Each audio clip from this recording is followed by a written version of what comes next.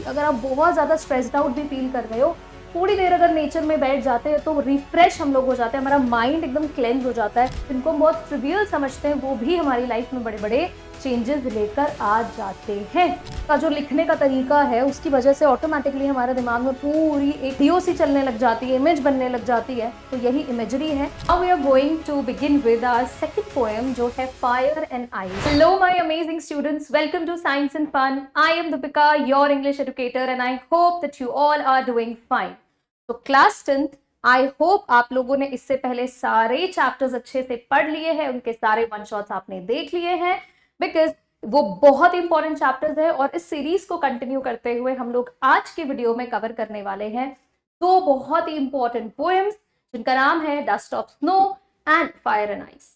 अब ये दोनों ही पोएम्स हम एक वीडियो में क्यों कवर कर रहे हैं? बिकॉज ये दोनों ही पोएट्रीज लिखी है एक पोएट ने, and he is none other than Robert Frost. I am sure कि रॉबर्ट फ्रॉस्ट की पोएट्रीज आपने डेफिनेटली इससे पहले भी पढ़ी होंगी। कोई और पोएट्रीज अगर आपने पढ़ी है तो वो आप कमेंट्स में जल्दी जल्दी बता सकते हो। And let me tell you कि रॉबर्ट फ्रॉस्ट आपकी प्रॉब्लम्स बढ़ाने बिल्कुल भी नहीं आए हैं, क्योंकि ये दोनों ही पोएम्स बहुत ही छोटी सी हैं, शुरू होते ही ये खत्म भी हो जाती हैं, और कुछ लिमिटेड सेट ऑफ क्वेश्चंस ही हैं जो पास्ट ईयर में देखे गए हैं इन दोनों पोएम्स से। तो हम लोग कैसे करने वाले, हम लोग सबसे पहले डस्ट ऑफ स्नो करेंगे और दोनों ही पोएम का हम लोग line by line explanation, important themes and poetic devices के साथ कंप्लीट वीडियो में इन दोनों ही पोएम्स को कवर कर लेंगे। तो शुरू हम लोग करते हैं डस्ट ऑफ स्नो से। अब ये जो पोएम है ना, इसके टाइटल से आप लोग समझ रहे होंगे कि it talks about nature's element which is snow, right. Dust of snow का अगर आप सिंपल वर्ड्स में मीनिंग पूछते हो तो ये कुछ नहीं, ये स्नोफ्लेक्स की बात कर रहा है। अब ऐसा क्या हो गया कि भाई स्नोफ्लेक्स को ही टाइटल दे दिया, आई मीन पोएट ने डस्ट ऑफ स्नो ही नाम दे दिया इस पोएम का, तो डेफिनेटली कुछ तो इंपॉर्टेंट, कुछ तो सिग्निफिकेंट इवेंट यहाँ पर हुआ है इन स्नोफ्लेक्स से। स्नोफ्लेक्स आप समझते हो कि जो स्नो की इस तरह से आप देख रहे हैं इमेज में, तो यहाँ से छोटे छोटे से जो पीसेज होते हैं स्नो के, जो उसका सैंड सॉर्ट ऑफ हो गया, डस्ट हो गया, राइट, डस्ट हो गया स्नो का, उसी को बोला गया है डस्ट ऑफ स्नो, उसी को बोला गया है स्नो फ्लेक्स। नाउ अब इस पोएम को शुरू करने से पहले एक छोटा सा क्वेश्चन मैं आप सभी से पूछूंगी, जिसका आंसर आप कमेंट सेक्शन में दे सकते हैं। कि अगर आपसे कोई पोएट्री लिखने को कहे और उसका बेसिस आपको बनाने को कहा जाए कि आप या तो ट्री पर एक पोएट्री लिखेंगे या आप एक बर्ड पर पोएट्री लिखेंगे, तो आप कौन सी ट्री या कौन से बर्ड को सिलेक्ट करोगे? आप जल्दी से इसका आंसर मुझे कॉमेंट्स में बता सकते हो। लेकिन काफी हद तक मैं अजम्पशन लगा सकती हूँ कि अगर ट्री की बात की जाए तो आप लोग डेफिनेटली वो ट्रीज चूज करोगे जो कहीं ना कहीं आपके लिए या सभी के लिए बहुत ही यूजफुल हो। और बर्ड्स की अगर बात की जाए तो आप अपीयरेंस वाइज ऐसे बर्ड को सिलेक्ट करोगे जो देखने में बहुत ही प्रिटी हो, बहुत ही सुंदर हो, है ना। और ट्री की अगर मैं बात करूं तो आप मेपल ट्री को सिलेक्ट कर सकते हो, आप ओक ट्री को सिलेक्ट कर सकते हो, एंड सो ऑन। और बर्ड्स की बात की जाए तो आपके पास तो बहुत सुंदर सुंदर सी बर्ड्स हैं। You have peacock, ducks, right, sparrows, और इन पर हमने पोइट्रीज देखी भी होंगी। लेकिन ये पोइट्री बाकी पोइट्री से बहुत डिफरेंट है, क्योंकि यहाँ पर रॉबर्ट फ्रॉस्ट ने नेचर के दो ऐसे एलिमेंट्स का यूज किया है जिनको अदरवाइज मेजॉरिटी पोइट्रीज इन चैप्टर्स में नेगेटिव सिंबल, नेगेटिव एलिमेंट के तौर पर देखा जा सकता है। सबसे पहले है क्रो। और क्रो से तो हम ऐसे भी समझते हैं कि इंडियन कल्चर में भी देखा जाए तो क्रो को बहुत अलग अलग रीजन में तो बहुत पॉजिटिवली दिखाया जाता है, लेकिन कई जगहों पर इसको थोड़ा नेगेटिवली भी लिया जाता है। जैसे हम लोग एक काली बिल्ली की बात करें जो रोड काट ले, कई बार ऐसा होता है ना, बीच में से निकल जाती है तो हम लोग चलना ही बंद कर देते हैं। तो इस तरह से कई एलिमेंट्स को बैड ओमेन माना जाता है, बैड साइन माना जाता है, जो किसी अनएक्सपेक्टेड एंड हार्मफुल इवेंट की तरफ हिंट करते हैं। और वैसे ही एक एलिमेंट का और यूज हुआ है इस पोएम में, which is a hemlock tree. Now hemlock tree का नाम हो सकता है बहुत कम बच्चों ने सुना हो, बिकॉज ये ट्री इंडिया में तो उतनी नहीं देखी जाती है। ये पॉइजनस ट्री माना जाता है, बहुत ही जहरीला। इसका जो भी फ्रूट होता है वो बहुत ही डेंजरस होता है, it can lead to death. अगर इसको बाय चांस गलती से भी किसी ने खा लिया या गलती से उसको एडिबल समझ लिया तो it can lead to death. तो ये तो पॉइजनस ट्री हो गया। तो ऐसे नेगेटिव एलिमेंट्स को कैसे कोई पॉजिटिव दिखा सकता है? ये काम रॉबर्ट फ्रॉस्ट ने किया है। वो इस पोएम के थ्रू हमें ये बताते हैं कि कैसे छोटे छोटे से जो लाइफ के इवेंट्स होते हैं जिन्हें हम निग्लेक्ट कर देते हैं, कंसिडर करना भी जरूरी नहीं समझते हैं, वही हमारी लाइफ में अल्टीमेटली बहुत बड़े बड़े चेंजेस लेकर आ जाते हैं। बहुत बार हमारे साथ ऐसा होता है कि हम सोचते हैं कि कुछ बड़ा इवेंट ही हमें बदलेगा या हमारी लाइफ में चेंजेस लाएगा, लेकिन ये स्मॉल इवेंट्स ही होते हैं जो बड़े बड़े चेंजेस लेकर आते हैं। और इसी थीम के साथ हमारी ये पोएम शुरू होती है, इनफैक्ट शुरू होते ही खत्म हो जाती है। अब देखो यही इस पोएम का लेंथ है। कहाँ से ये पोएम शुरू होती है, देखो इसकी पूरी जो सेटिंग है पोएम की वो विंटर सेटिंग है, राइट, बिकॉज स्नो की बात हो रही है तो डेफिनेटली जो सेटिंग है वो विंटर की है। क्लियर? ये कौन सा टाइम चल रहा है, विंटर का टाइम चल रहा है, स्नोफॉल हो रही है, और पोएट ये पूरी की पूरी पोएम हमें बता रहे हैं एक तरह से वो इसमें एक एक्शन होता हुआ दिखाएंगे, और उस एक्शन की वजह से जो रिएक्शन होता है, जो रिजल्ट होता है, वो भी हमें बताएंगे। तो हम लोग लाइन बाय लाइन इस पोएम को थोड़ा सा समझते हैं। The way a crow shook down on me the dust of snow from a hemlock tree has given my heart a change of mood and saved some part of a day I had rued. बहुत ज्यादा difficult vocabulary नहीं है इस poem में। तो देखो क्या poet ने डिस्क्राइब किया है कि जिस तरह से एक क्रो ने उनके ऊपर डस्ट ऑफ स्नो शेक किया है। Now shook down is basically the past tense of shake down, shake shook, right. So जिस तरह से क्रो ने, ये जो एक्शन का मेन लीड है वो कौन है, क्रो, उसने जिस तरह से डस्ट ऑफ स्नो यानी कि स्नो फ्लेक्स को किसके ऊपर गिराया, पोएट के ऊपर गिराया है। कहां से, फ्रॉम अ हेमलॉक ट्री। वो क्रो कहां पर बैठा है, वो हेमलॉक ट्री के ऊपर किसी ब्रांच में बैठा है, और वहां से अननोइंगली, ऐसा नहीं है कि प्लान करके आया था वो क्रो कि भाई मैं आज इस इंसान के ऊपर ना ये स्नोफॉल कराऊंगा, ऐसा थोड़ी ना हो सकता है। तो अननोइंगली क्रो ने पोएट के ऊपर स्नोफ्लेक्स गिरा दिए। एंड दिस एक्शन, राइट, अगर आप इस पार्ट को एक्शन बोलते हो तो इस पर्टिकुलर एक्शन की वजह से यहां पर एक रिएक्शन हो गई है, और वो रिएक्शन क्या हुई है कि इस शेकिंग डाउन ऑफ स्नोफ्लेक्स की वजह से पोएट के हार्ट, पोएट के हार्ट में थोड़े से चेंजेस आए हैं, एज इन उनका मूड चेंज हो गया है। This has given my heart a change of mood and saved some part of a day I had rued. कुछ तो ऐसा इवेंट हुआ है इस पोएम के शुरू होने से पहले जिसकी वजह से पोएट का मूड बहुत खराब है। कुछ भी हो सकता है, अलग अलग रीजंस हो सकते हैं, डिस्टर्ब्ड है उनका माइंड, और किसी रीजन से वो रिग्रेट कर रहे हैं अपने उस डे को। लेकिन इस पर्टिकुलर इवेंट ने, इस पर्टिकुलर एक्शन ने उनके हार्ट को चेंज कर दिया, एक ट्रांसफॉर्मेशन ला दिया है। उनके हैप्पी मूड, उनके सैड मूड से उनको हैप्पी मूड में वो लेकर आ गया। कौन सा event, this particular event. So has given my heart a change of mood and saved some part, जो उनका आगे का डे था जिसको वो रिग्रेट कर सकते थे वो बचा लिया है। यहां पर रूड का मतलब क्या है, रिग्रेटेड, ठीक है। उनका जो ये बचा कुचा देना जिसको वो रिग्रेट कर सकते थे वो भी इस पर्टिकुलर इवेंट ने बचा लिया। बस यही है ये पूरा, और यही सिग्निफिकेंस ये समझाता है हमें कि लाइफ में बहुत बड़े बड़े इवेंट्स की जरूरत नहीं है too big change, to bring change, right. यहाँ पे क्या हुआ, देखो एक छोटा सा एक्शन हुआ है, और वो क्या हुआ है कि स्नोफॉल पोएट के ऊपर हो गई है, थोड़ा सा कुछ फ्लेक्स जो है पोएट के ऊपर गिर गए, एंड उनको कुछ तो सडन ट्रांसफॉर्मेशन उनके अंदर आया कि उनका जो रिमेनिंग डे जो स्पॉइल हो सकता था वो बच गया। अब एक बार हम जल्दी से इसको रिवाइज करेंगे कि एग्जैक्टली क्या है इस पर्टिकुलर पैराग्राफ में। So the way a crow Shuk down on me the dust of snow from a hemlock tree, जो फर्स्ट 4 लाइंस है ना आपकी इस पोएम की, ये क्या बताती है कि किस तरह से एक क्रो जो कि हेमलॉक ट्री पर सेटल्ड था, एज एन जो हेमलॉक ट्री पर बैठा हुआ था, उसने कैसे, it had shaken down some snow dust, उसने कुछ तो स्नो डस्ट पोएट के ऊपर गिरा दिया है। अब वो पोएट जो है, देखो यहाँ पर बात ये है, यहाँ पर वर्ड स्पीकर यूज हुआ है, उसका रीजन ये है कि हमें क्लियरली ये आइडेंटिफाइड नहीं है कि जो ये पोएम लिख रहा है या जो ये पोएम बोल रहा है वो पोएट ही है एग्जैक्टली, राइट। वो कोई भी रैंडम स्पीकर हो सकता है, इसलिए हम लोग पोएट वर्ड का यूज नहीं करेंगे। अगर आप करना चाहो तो आप कर सकते हो, बट देन करेक्ट फॉर्म जो रहेगा वो यही रहेगा कि आप स्पीकर लिखो। ओके, हो सकता है पोएट किसी और को ऑब्जर्व कर रहे हैं, ऐसे देखा है प्रोबेबली उन्होंने किसी को, तो उसकी बात हो रही है, सो आप स्पीकर वर्ड यूज करो। The hemlock tree points towards something negative. अब जैसा कि आपको बोला, हेमलॉक ट्री जो है वो एक नेगेटिव सिंबल है क्योंकि वो एक पॉइजनस ट्री है ना। एंड यहाँ पर the two agents of nature, दोनों ही क्रो हो और हेमलॉक ट्री दोनों ही एजेंट्स ऑफ नेचर है, नेचर के एजेंट्स है, एलिमेंट्स है, hemlock tree and crow. They are signifiers of sadness and gloom. ये नेगेटिव सिंबोलिज्म यहाँ पर पोएट ने हमें दिखाया है, और दोनों क्या रिप्रेजेंट करते हैं, sadness and gloom. Sadness, gloom, despair, आप कुछ भी वर्ड यूज कर सकते हो। Okay, just like the poets mood, बिल्कुल किसके मूड जैसे, पोएट का जो इनिशियल फेज में मूड था बिल्कुल वैसे ही ओपनिंग सीन में जैसा उनका मूड था, एकदम डिस्पेयर, सैडन्ड ना, वो बिल्कुल भी खुश नहीं थे, कुछ तो हुआ था जिसकी वजह से उन्हें डिसअपॉइंटमेंट था।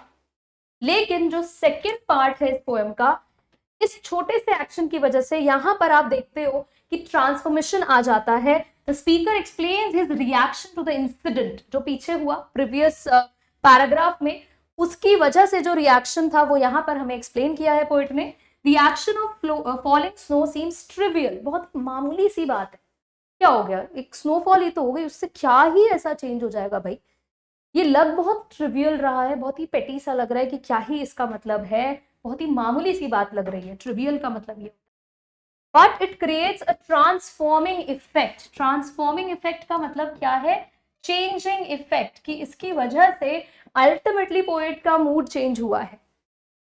He was gloomy and was probably thinking about death.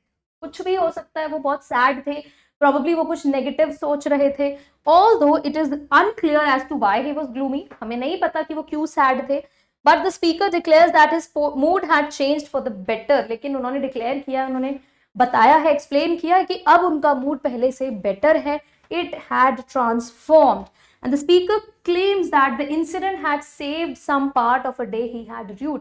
और स्पीकर ने ये बात क्लेम की, उन्होंने बताया है कि भाई उनका जो remaining part of the day था, जो खराब हो सकता था, बिगड़ सकता था, वो इस इवेंट की वजह से बच गया है। And by changing his mood and outlook on life, he feels that a part of the day he had destroyed has been saved.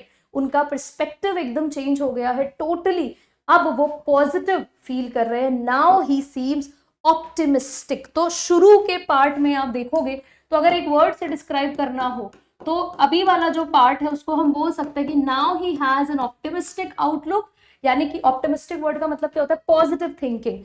और अगर पीछे वाले की बात करें तो यहाँ पर वो बहुत ही पेसिमिस्टिक नजर आ रहे थे, यानी कि नेगेटिव थॉट प्रोसेस वाले, बहुत ही सैड एंड ग्लूमी।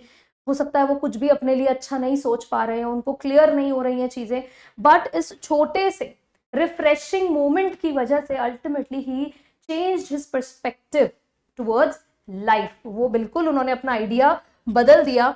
एंड यहां से देखो हमको बहुत ही प्रोमिनेंट सी जो थीम नजर आती है वो ये नजर आती है that nature heels in solitude, कि नेचर अल्टीमेटली एक हीलर का काम करता है, वो हील करता है। और इसीलिए कई बार ऐसा भी होता है ना, आप लोगों को कहा जाता है कि spend some time in nature, कि अगर आप बहुत ज्यादा स्ट्रेस्ड आउट भी फील कर रहे हो, थोड़ी देर अगर नेचर में बैठ जाते हैं तो रिफ्रेश हम लोग हो जाते हैं, हमारा माइंड एकदम क्लेंज हो जाता है, क्लीनिंग हो जाती है, और फिर से रिचार्ज हम लोग होकर अपने we are back on track, हम वापस से अपना काम कंटिन्यू कर सकते हैं विद अ फ्रेश माइंड। तो ये पोएम हमें इस बात की तरफ हिंट करता है कि किस तरह से nature acts as a healer. Small moments bring big changes. और उसके बाद जो एक और पॉइंट यहाँ पर हमारे पास रेज होता है इस थीम में, वो क्या है कि छोटे छोटे से जो मोमेंट्स होते हैं वो बड़े बड़े चेंजेस लेकर आ जाते हैं। ऐसा नहीं कि कोई बहुत बड़ा इवेंट होगा, कुछ धमाकेदार सी चीज होगी और तभी आपका पर्सपेक्टिव टुवर्ड्स लाइफ चेंज होगा, ऐसी कोई जरूरी बात नहीं। ठीक है, कई बार ऐसा होता है कि छोटे छोटे इवेंट्स हैं जिनको हम इग्नोर कर देते हैं, जिनको हम बहुत ट्रिवियल समझते हैं, वो भी हमारी लाइफ में बड़े बड़े चेंजेस लेकर आ जाते हैं। और इसी के साथ हम लोग फटाफट से कर लेते हैं इस पोएम की पोएटिक डिवाइसेस। तो सबसे पहली पोएटिक डिवाइस है हमारे पास ऑलिटरेशन। ऑलिटरेशन में क्या होता है ये आपको अच्छे से पता है, बिल्लो बग्गे बिल्लिया आपको पता ही है। आपके पास यहाँ पर कॉन्सोनेंट साउंड का रेपिटेशन होता है, वो भी वर्ड्स की बिगिनिंग में। अब जल्दी से आप लोग कमेंट्स में बताएंगे कहाँ कहाँ पर हमारा ऑलिटरेशन है। देखो सबसे पहले तो आपको कहाँ मिलने वाला ऑलिटरेशन, हैज गिवन माई हार्ट, तो यहाँ पर ह साउंड का आपको रेपिटेशन नजर आ रहा है, दिस इज ऑलिटरेशन। सेव्ड सम, तो स राइट, ये आपका ऑलिटरेशन हो गया। इन केस आपको लगता है कि और भी एग्जाम्पल्स है ऑलिटरेशन के तो आप बिल्कुल बता सकते हैं, right. I am definitely going to check your comments. तो सेव्ड सम हो गया, हैज हार्ट हो गया, राइट। और जो भी आपके ये वर्ड्स आपको देखने हैं क्लोजली अटैच्ड होने चाहिए, ऐसा नहीं एक वर्ड यहाँ एक वर्ड यहाँ है, वो अलिटरेशन में काउंट नहीं होता है।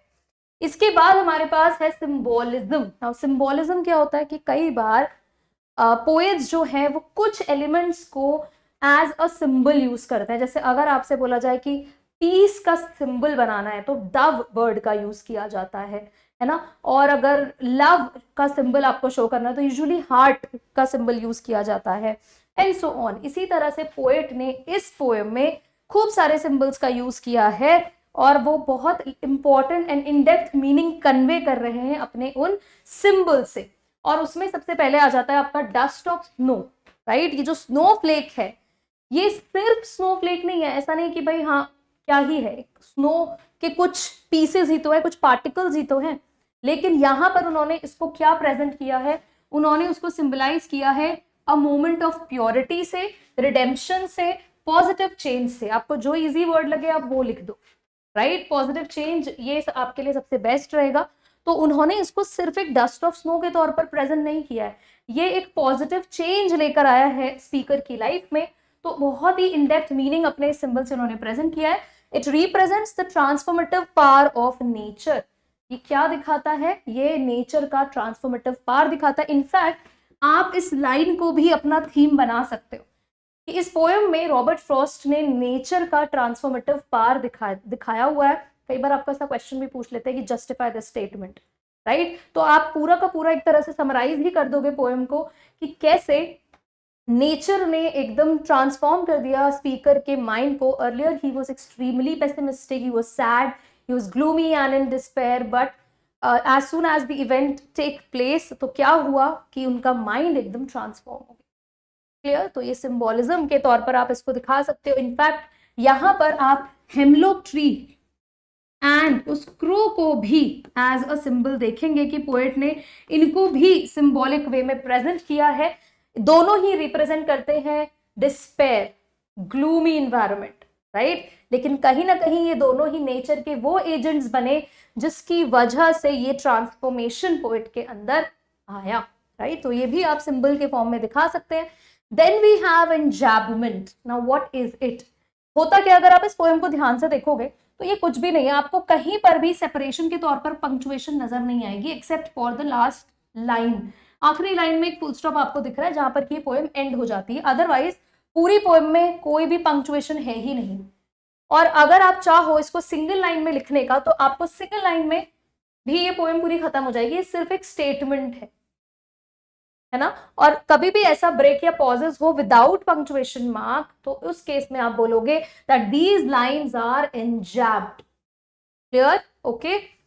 Then we have imagery. Imagery तो आप सभी को पता है कि जब आप वर्ड्स के थ्रू विजुअलाइज करना शुरू कर देते हो, ऑथर का जो विविड एंड डिस्क्रिप्टिव लैंग्वेज का जो लिखने का तरीका है उसकी वजह से ऑटोमेटिकली हमारे दिमाग में पूरी एक वीडियो सी चलने लग जाती है, इमेज बनने लग जाती है। तो यही इमेजरी है।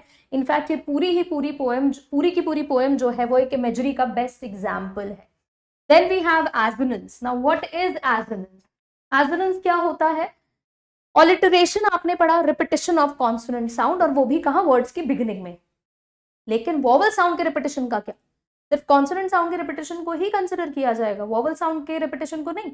तो उसके लिए आ जाता है एसोनेंस। जब हमें दिख रहा है कि अगर आइडेंटिकल या लगभग सिमिलर वॉवल साउंड्स का रिपीटिशन है, बस जरूरी नहीं है कि वो वर्ड्स की बिगिनिंग में हो, बीच में भी चले, राइट, तो उसको एसोनेंस कहा जाता है। जैसे यहाँ देखो, मैंने आपको बोला ना सिमिलर वॉवल साउंड, जरूरी नहीं है कि बिल्कुल सेम ही हो, लगभग एक जैसे। तो यहाँ पर आप देखेंगे शुक साउंड है, डाउन का भी थोड़ा सा सिमिलर ही साउंड है, ऑन मी। तो ये आपको वॉवल साउंड नजर आ रहा है यहाँ पर, इनफैक्ट सुनाई दे रहा होगा। सो this is an example of assonance. Dust of snow, right, so the dust of snow, तो ये भी आपका एसोनेंस का एग्जाम्पल है। आप सुन रहे हो वॉवल साउंड, क्लियर, तो ये आपके एसोनेंस हो जाते हैं। बहुत ही इंपॉर्टेंट ये पोएटिक डिवाइसेस हैं, आपको रेफरेंस टू कॉन्टेक्स्ट में ये पूछ लिए जाते हैं। आपके पास एक आरटीसी रहता है ऊपर, उस पर आपको एमसीक्यू बेस्ड क्वेश्चन के फॉर्मेट में मिल सकता है, फिल इन द ब्लैंक्स की फॉर्मेट में मिल सकता है। और ये पोएटिक डिवाइसेस आना बहुत बहुत जरूरी है। आप अपने लैंग्वेज बेस्ड क्वेश्चंस में भी इनको प्रेजेंट करके अपने आंसर को फ्रेम कर सकते हो। और इसी के साथ हमने अपनी डस्ट ऑफ स्नो पोएम को कंप्लीट कर लिया है। Now we are going to begin with our next poem which is fire and ice. So now we are going to begin with our second poem जो है Fire and Ice। Again, इसके poet है Robert Frost और बिल्कुल previous poem की तरह जहां उन्होंने नेचर को एज अ ट्रांसफॉर्मेटिव पावर दिखाया है, इस पोएम के थ्रू भी वो हमें बहुत इंपॉर्टेंट मैसेज देने की कोशिश कर रहे हैं यूजिंग नेचर्स एलिमेंट। और वो एलिमेंट क्या है? Fire and ice. और ये इमेज देखकर डेफिनेटली आपको लग रहा है कि कुछ तो वॉर जैसा फील आ रहा है, नहीं कि वॉर हो रही है, there is some sort of destruction. And अगर एक तरह से देखा जाए तो हम लोग अगर इमेजिन भी करते हैं कभी कि भाई वर्ल्ड कैसे एंड होगा, इस अर्थ का डिस्ट्रक्शन कैसे हो सकता है, तो उसमें दो बहुत ही प्रोमिनेंट आइडियाज लोगों के दिमाग में आते हैं। और वो सबसे पहला उसमें है कि भाई या तो ग्लोबल वार्मिंग से दुनिया खत्म हो सकती है, इतनी हीट रहेगी, इतना फायर से दुनिया खत्म हो सकती है, या फिर excessive flooding, snowfall and everything, right. Ice से भी दुनिया खत्म हो सकती है अगर एक्सेस हो जाए, राइट। ये दो एलिमेंट्स पर रॉबर्ट फ्रॉस्ट ने बात की है, लेकिन इसके अलावा वो फायर एंड आइस से कुछ और भी रिप्रेजेंट कर रहे हैं। और वो क्या है? फायर एंड आइस के थ्रू रॉबर्ट फ्रॉस्ट क्या बताते हैं दैट सिर्फ ये दो चीजें ही नहीं, ह्यूमन इमोशंस भी रीजन बन सकते हैं डिस्ट्रक्शन के of this beautiful world, right. तो इस पोएम का हम पहले सेंट्रल आइडिया देख लेते हैं। So this is a highly symbolic poem by Robert Frost where he indicates that the fire of endless desires। आपको इतना याद रखना है कि भले ही रॉबर्ट फ्रॉस्ट ने टाइटल में फायर एंड आइस लिखा है, पर वो बात फायर के थ्रू किसी और चीज की कर रहे हैं और आइस के थ्रू वो किसी और चीज की कर रहे हैं। ये दोनों ही एलिमेंट्स को रॉबर्ट फ्रॉस्ट ने सिंबल के तौर पर लिया है और फायर यहाँ पे सिंबलाइज करता है एंडलेस डिजायर्स को, यानी कि कभी ना खत्म होने वाली जो हमारी इच्छाएं होती है, हमारी जो ग्रीड है, उसकी बात यहाँ पर रॉबर्ट फ्रॉस्ट कर रहे हैं through his symbol of fire. और आइस यहाँ पर क्या रिप्रेजेंट करता है? आइस रिप्रेजेंट करता है हेट्रेड, इनडिफरेंस, कोल्ड एटीट्यूड, है ना। जब आपको कोई फर्क ही नहीं पड़ता है, आपके मन में इतनी नफरत है दूसरों के तरफ, तो ये सब इमोशंस को रिप्रेजेंट कर रहे हैं फायर एंड आइस, राइट। और ये किसके अंदर है? ये ह्यूमंस के अंदर है, जो अल्टीमेटली इस दुनिया को एक दिन खत्म कर ही देगा। Hatred and power of emotions are the major themes of the poem। Now, इस poem के major themes ही यही है, hatred and power of emotions, right? कि emotions की power इतनी extreme level तक हो सकती है कि they can lead to the destruction of the world। And the poet discusses the destructive features of human emotions। Poet जो है destructive features दिखा रहे हैं हमें human emotions के। He uses the symbol of fire and ice to show how desires and hatred contribute, कि किस तरह से, भले ही उन्होंने लिखा फायर एंड आइस है, पर वो क्या दिखाना चाह रहे हैं कि कैसे डिजायर्स जो होती है, हमारी कभी ना खत्म होने वाली इच्छाएं हैं, आज ये है, चलो अब ये चाहिए, इसके बाद ये चाहिए, और इस डिजायर और इस ग्रीड की वजह से हम लोग कितना नुकसान अपने नेचर को पहुंचाते हैं, कितना नुकसान हम अल्टीमेटली अपने आप को पहुंचाते हैं, राइट। और हेट्रेड को भी उन्होंने उतना ही वेटेज दिया हुआ है, और ये दोनों ही कंट्रीब्यूट कर रहे हैं इस वर्ल्ड को खत्म करने में, right. So they both are making the world stand at the verge of chaos.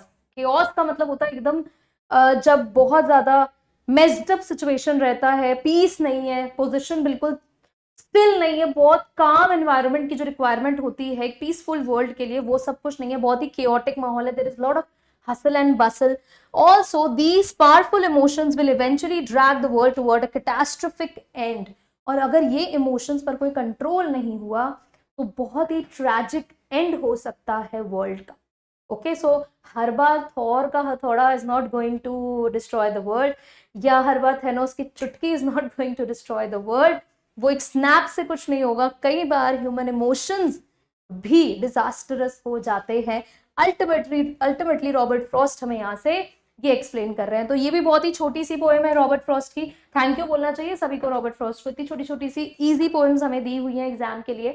तो कैसे स्टार्ट होती है देखो, some say the world will end in fire, some say in ice। कुछ लोग कहते हैं कि वर्ल्ड जो है ना वो फायर से खत्म हो जाएगी, कुछ लोग कहते हैं कि आइस से खत्म हो जाएगी। अब फायर का मतलब यहाँ पर क्या है? फायर का मतलब यहाँ पर है एंडलेस डिजायर्स, greed एंगर, ये सारे इमोशंस को आप फायर से रिप्रेजेंट कर सकते हो। आइस की अगर बात की जाए तो हेट्रेड, इनडिफरेंस, कोल्ड एटीट्यूड, की आप इंडिफरेंस का मतलब क्या होता है कि जब आपको कोई कंसर्न नहीं है किसी दूसरे के लिए, आप बहुत ही कोल्ड हार्टेड हो सॉर्ट ऑफ, राइट। तो ये सब सिंबॉलिक है। From what I have tested of desire, और यहाँ पर पोएट क्या बोल रहे हैं कि भाई जितना मुझे पता है डिजायर के बारे में, जितना उनका खुद का एक्सपीरियंस है, राइट। टेस्टेड ऑफ डिजायर का मतलब ऐसा नहीं कुछ टेस्ट किया है जाके, ये अपना खुद का एक्सपीरियंस बता रहे हैं कि from his own experience I hold with those who favour fire. Now ये होल्ड का मतलब इट्स नॉट होल्डिंग समथिंग कि पानी का ग्लास होल्ड कर रहे हैं, बॉटल पकड़ रहे हैं, नो। यहाँ पर होल्ड का मतलब है सपोर्ट। तो पहले वाले पैराग्राफ में तो पोएट जो है वो टोटली किसके सपोर्ट में बोल रहे हैं कि जितना मुझे डिजायर के बारे में पता है, तो मुझे तो लगता है कि हाँ भाई, जो लोग ये बोल रहे हैं ना कि फायर से एंड हो जाएगी, तो मैं उन्हीं की साइड लेता हूँ। मुझे भी लगता है कि फायर से ये दुनिया खत्म हो जाएगी। बट सेकेंड पैराग्राफ अगर हम पढ़ते हैं तो देखो क्या बोला है, but if it had to perish twice, कि अगर 2 बार मौका मिले ना इस दुनिया को खत्म होने का, पेरिश का मतलब हो जाता है एकदम गायब हो जाना, डिस्ट्रक्शन, डैमेज हो जाना, राइट। डेथ बेसिकली पेरिश का मतलब हो गया। I think I know enough of hate, मुझे लगता है मुझे हेट के बारे में भी काफी कुछ पता है to say that for destruction. और मुझे लगता है कि मैं ये बात कह सकता हूँ उस बेसिस पर कि तबाही बचाने के लिए, डिस्ट्रक्शन के लिए ice is also great, ice भी बहुत है। हेट्रेड फैला देते हैं दुनिया में, वो भी काम आ जाएगी। एंड वुड सफाइस, और वो काफी होगा, it would be sufficient. And would suffice का मतलब है इट वुड बी सफिशिएंट, काफी होगा, इतने से भी दुनिया खत्म हो जाएगी। तो एक तरह से ना वो थोड़ा सा सरकास्टिक वे में, ऐसा नहीं है कि वो आइडियाज दे रहे हैं कि दुनिया को कैसे खत्म करो, वो कमेंट कर रहे हैं सोसाइटी पर कि देखो भाई, जिस लेवल का ग्रीड और एंगर हम लोग शो करते हैं, इतने वॉर हो रहे हैं बहुत ही ट्रिवियल परसूट्स के ऊपर, ट्रिवियल इश्यूज के ऊपर, तो वो क्लियरली बोल रहे हैं कि एक काम करते हैं, फायर से एंड हो सकती है या आइस से एंड हो सकती है। उन्हें पता है कि ह्यूमन इमोशंस अल्टीमेटली लीड कर रहे हैं towards the destruction. Okay, so in the first stanza the poet has artistically presented, poet ने आर्टिस्टिकली बहुत ही क्रिएटिव मैनर में प्रेजेंट किए हैं 2 ऑपोजिट आइडियाज, कॉन्ट्रास्टिंग आइडियाज मतलब होता है opposite ideas, fire and ice, right, as predictions of how the world will end. उन्होंने predict कर दिया, प्रेडिक्शन दे दिया कि दुनिया कैसे खत्म होगी। And the poet rights that, poet क्या लिखते हैं, a certain group of people believe that, poet ने ये लिखा है कि कुछ लोगों का मानना है कि दुनिया या तो फायर से खत्म हो जाएगी या आइस से खत्म हो जाएगी। फायर सुनते ही आपके दिमाग में वो सारे वर्ड्स आने चाहिए, आइस सुनते ही आपके दिमाग में वो सारे वर्ड्स आने चाहिए जो पीछे आपको लिखवाए गए हैं। बट पोएट का एक्सपीरियंस फर्स्ट पैराग्राफ में क्या बोलता है कि भाई मुझे काफी कुछ ह्यूमन डिजायर से रिलेटेड पता है, मैंने देखा है लोगों का एंगर, लोगों की एंडलेस ग्रीड, तो मुझे लगता है कि I would support the idea कि फायर से दुनिया खत्म हो जाएगी, fire would bring disaster to this world. And उन्होंने फायर को बेसिकली किससे कंपेयर किया है, एंडलेस ह्यूमन डिजायर्स से, राइट। फायर सुनते ही आपको लिटरल ऐसा आग नहीं सोचना है, वो ह्यूमन इमोशन की बात कर रहे हैं। Then we have the second stanza, जिसमें पोएट ने क्या बोला है कि अगर दुनिया 2 बार खत्म होती है, दूसरा मौका भी मिलता है खत्म होने का, then his experience about hate favours those, तो उन्होंने जो भी हेट के बारे में एक्सपीरियंस किया है उस बेसिस पर वो किसका सपोर्ट करते हैं, वो उन लोगों का सपोर्ट करते हैं जिनका मानना है कि दुनिया हेट्रेड की वजह से भी खत्म हो जाएगी, यानी कि आइस की वजह से भी खत्म हो जाएगी। Ice will be enough to destroy the world, right. He compares ice, और आइस को उन्होंने किससे कंपेयर किया, हेट्रेड से, इग्नोरेंस से, इनडिफरेंस से। Hatred can be as dangerous as desires for mankind, तो पोएट के हिसाब से तो दोनों ही डेंजरस है, फिर चाहे वो फायर हो चाहे वो आइस हो। और यही उन्होंने अपनी इस पोइट्री के थ्रू प्रेजेंट किया है। बहुत ही सिंपल सा एक्सप्लेनेशन है। अब इसके बाद हम लोग मूव ऑन करते हैं अपने पोएटिक डिवाइसेस के साथ। तो देखो, सबसे पहले हमारा है ऑलिटरेशन, ऑलरेडी आपको मैंने बताया है आपके डस्ट ऑफ स्नो में, वही सेम यहाँ पर भी हम लोग ढूंढेंगे। रिपीटेशन ऑफ कॉन्सोनेंट साउंड रहेगा वर्ड्स की बिगिनिंग में, और वो भी क्लोजली अटैच्ड वर्ड्स के बिगिनिंग में, राइट। तो हमारे पास एग्जाम्पल के तौर पर देखो, सम से the world will and in fire, तो सम से, स का रिपीटेशन है, कॉन्सोनेंट साउंड है, वर्ड्स भी क्लोजली अटैच्ड हैं, वर्ल्ड विल, व का साउंड है, अगेन सम से, ठीक है। उसके बाद फेवर फायर, फ का यहाँ पर रेपिटेशन है, कॉन्सोनेंट साउंड है। इसी तरह से और भी जो अलिटरेशन के एग्जाम्पल्स हैं आप लोग मुझे कमेंट्स में बताएंगे। देन वी हैव सिंबोलिज्म, आपने देखा था डस्ट ऑफ स्नो में भी हमारे पास सिंबोलिज्म का यूज हुआ था। ऐसे ही बिल्कुल फायर एंड आइस में हमारे पास दो सिंबल्स है। पहला क्या है हमारे पास, फायर हो गया, जो क्या सिंबलाइज करता है, फायर सिंबलाइज करता है डिजायर, एंडलेस डिजायर, और आइस सिंबलाइज करता है हेट्रेड। तो बहुत इजी सा, सिंबोलिज्म इज एक्सट्रीमली इजी, और इन दोनों पोएम से अक्सर सिंबल्स पर आपको क्वेश्चन पूछ लिए जाते हैं। फिर इमेजरी है, राइट, कि विविड डिस्क्रिप्शन है, पोएट की लैंग्वेज की वजह से आप एकदम हर चीज विजुअलाइज कर पा रहे हो, आप इमेजिन कर पा रहे हो, राइट। और जैसे ही उन्होंने फायर की बात की तो आप एकदम इमेजिन कर बैठे कि किस तरह से डिस्ट्रक्शन होगा, world will and in fire, जब उन्होंने ये लाइन बोली तो आप इमेजिन कर पा रहे थे कि अर्थ है, ऐसा इमेज आपके दिमाग में आ रहा है, ऐसे आग लग रही है नीचे से, तो इस तरह की इमेजेस आपके दिमाग में आ रही थी, वीडियोस आप इमेजिन कर रहे थे, ऐसा पूरा सिनेमैटिक पूरा का पूरा एक कंटिन्यूअस फ्लो चल रहा था आपके माइंड में। तो यही काम होता है पोएट का बाय यूजिंग इमेजरी, राइट। वो इतना डिस्क्रिप्शन दे देते हैं अपने वर्ड्स का, उनका चॉइस ऑफ वर्ड्स इतना अच्छा रहता है दैट वो अल्टीमेटली हमारे सेंसरी ऑर्गन्स को भी अफेक्ट करते हैं और हम लोग इमेजिन करने लग जाते हैं ढेर सारी चीजें। तो जैसा कि मैंने अभी आपको बोला, कुछ ऐसा आप इमेजिन कर रहे थे, सो दिस इज इमेजरी, राइट। भले ही उन्होंने ऐसी कोई ड्रॉइंग या डायग्राम आपको प्रेजेंट नहीं किया है, लेकिन आपके दिमाग में ऑटोमेटिकली ऐसा बनने लगा था, so this is imagery. Then we have assonance, repetition of vowel sound, right. अब ये कैसे, एग्जाम्पल देखो, I hold with those who favor fire. Now यहाँ पे O का sound is repeated. Hold with those, O is repeated. So ये आपका क्या हो जाता है, assonance. Clear? Then we have enjambment. बिल्कुल वैसे ही जैसा dust of snow में था। आप क्या देखोगे कि ऐसा लगता है कि कोई एक थॉट है जो continuously carry forward हो रहा है, because there is no break.